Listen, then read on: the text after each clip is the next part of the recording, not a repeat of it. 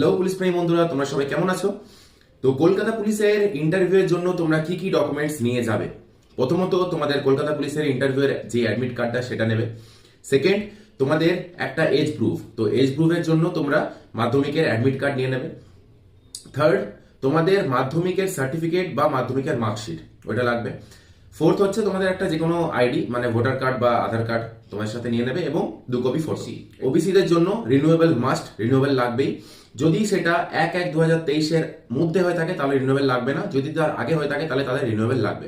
আচ্ছা, সেকেন্ড হচ্ছে গোর্খা রাজবংশীর জন্য যেটা কমিউনিটি সার্টিফিকেট, সেটা অবশ্যই লাগবে। যেই সার্টিফিকেটটা দেখিয়ে তারা ইটি পিএমটি তে ফিজিক্যাল মেজারমেন্টে ছাড় পেয়েছিল সেটা অবশ্যই লাগবে।